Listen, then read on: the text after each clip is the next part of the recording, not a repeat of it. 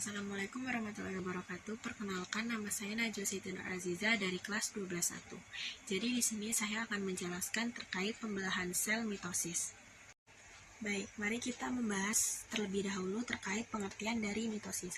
Mitosis merupakan pembelahan sel yang menghasilkan dua sel anakan yang bersifat identik dengan sel induknya.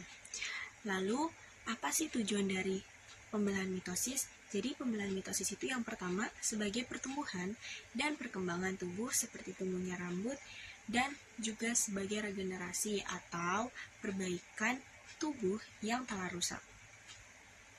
Jadi misalkan kita luka kulit atau semacam itu, maka sel mitosis ini akan menyempurnakan luka tersebut sehingga terjadi pengeringan terhadap luka atau pertumbuhan kulit baru. Lalu beberapa tahap-tahap dari proses mitosis ini, yang pertama ada profase. Profase itu apa sih? Profase itu terbentuknya kromosom, lalu membran inti dan nukleus silang, serta terbentuknya benang spindel. Yang kedua ada proses. Lalu selanjutnya kita masuk ke proses tahap metafase. Metafase itu apa?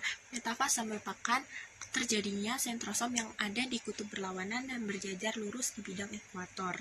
Lalu yang ketiga terjadi proses anafase.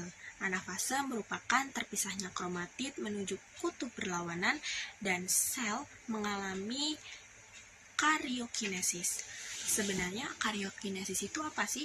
Karyokinesis itu merupakan pembelahan sel atau pembelahan inti sel yang menjadikan sel tersebut memanjang. Makanya yang terjadinya bulat ini akan dikaryokinesiskan atau dipanjangkan sehingga terjadinya proses telofase.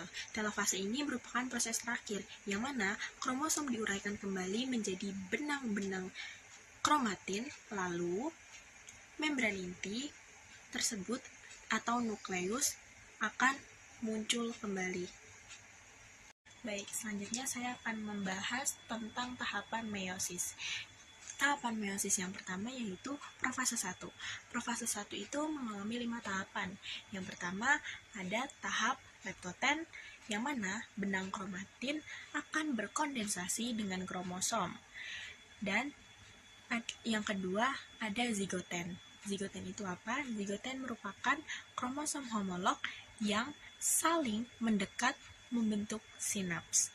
Lalu yang ketiga ada pakiten. Pakiten merupakan terbentuknya tetrat menjadi 4 kromatid sinaps. Lalu ada diploten. Diploten merupakan kromosom homolog yang menjauh dan terjadilah pertukaran gen-gen.